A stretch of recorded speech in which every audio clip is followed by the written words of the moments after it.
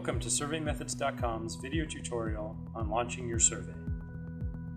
In previous videos, we showed you how to build a customer satisfaction survey in the SurveyMethods application, add page logic and survey quotas to that survey, and customize survey and account settings. We will include a link to those videos in the description for this video on YouTube. We will be covering other topics and videos in the near future.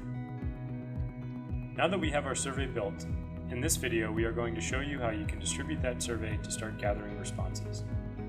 We'll first cover launching your survey by email, and then we'll discuss other deployment methods.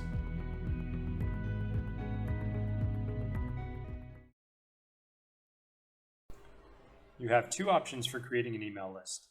You can manually input it as part of the launch process, or you can set up a mailing list, which will be usable for any of your surveys or newsletters. I will click on the mailing list menu at the top to take me to the page where I can manage my mailing lists.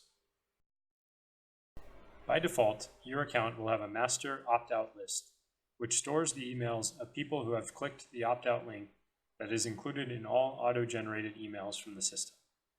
You can add or remove emails from this list if, for example, someone accidentally opted out and wants to be added in, but you cannot delete this list.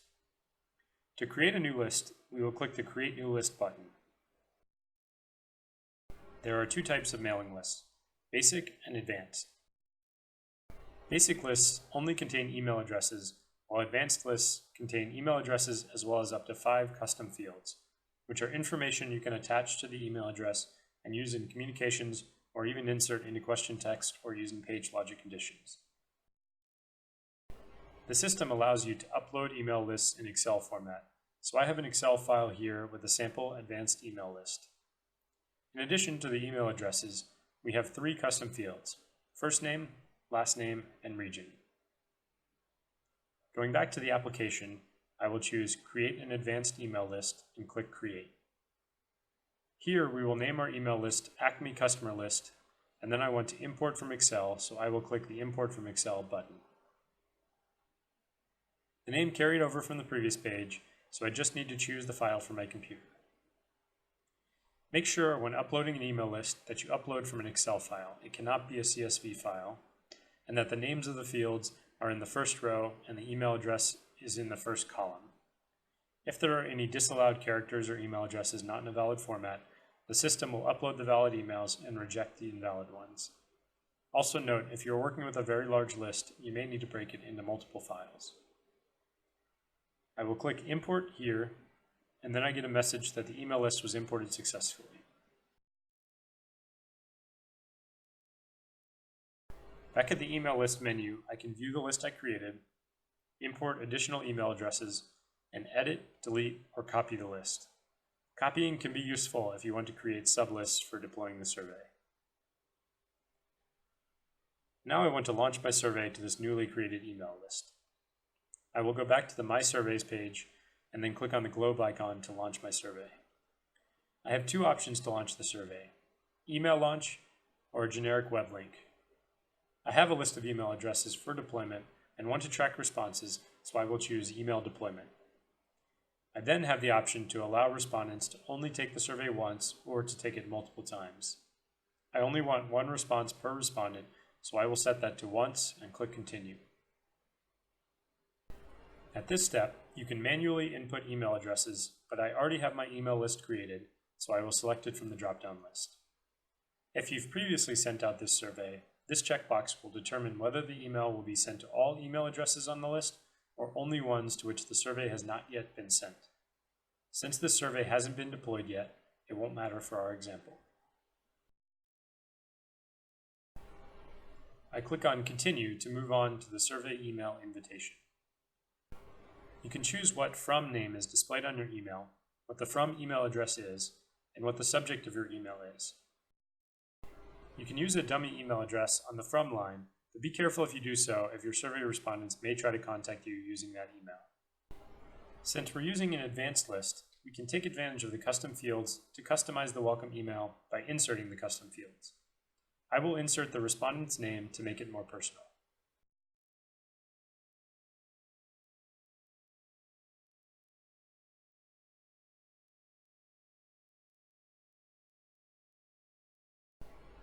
On the next page, we can set a greeting that users will see when they click the survey link, or we can choose to skip the greeting. I'm going to skip the greeting, so I will just click Continue. Lastly, we need to determine what happens to users when they complete the survey. You can redirect them to a website or set a custom completion message. I'm going to use the Custom Fields feature to add the respondent's first name to make it also a bit more personal. Once we're satisfied with all of the settings, I can click the Launch button and our survey will be distributed. The survey emails will go out within approximately 20 minutes, depending on how much traffic there is on the server. You will receive an email confirmation when the survey emails have been delivered. If you'd like to also distribute the survey on your website or social media, you are provided with an URL that you can share to receive responses from users. Our survey is now live. Let's go back to the My Surveys menu to see how things have changed. You'll now see live in the status where it previously said closed, and you'll see a launch date has been populated. This will always show the original launch date, even if you've launched on more than one occasion. If we need to close our survey, we can click on the live link to toggle it to closed, and then if we want to reopen it, we can click the closed link to toggle back to live. Let's go into the Manage menu now to see the status of our survey and discuss a few other distribution options. On this page, we can see an overview of the survey's status. This will show you statistics on survey responses from both the email list as well as web deployment using the generic URL. We can review web and email responses by clicking the Manage Web Responses and Manage Email Invitees links, including performing certain actions such as resending email invitations or deleting responses.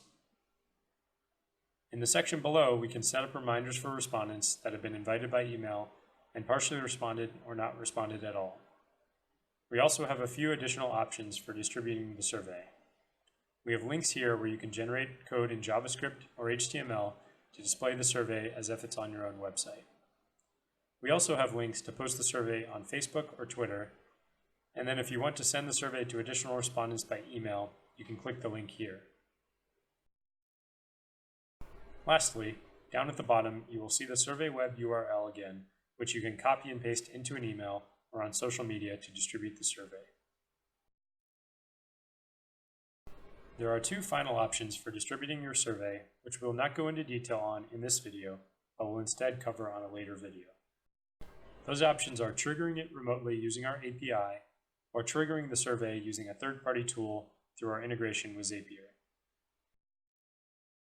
Zapier integrates with many different third-party applications, including CRM applications such as Salesforce, email marketing tools like MailChimp, and customer support management services like Desk.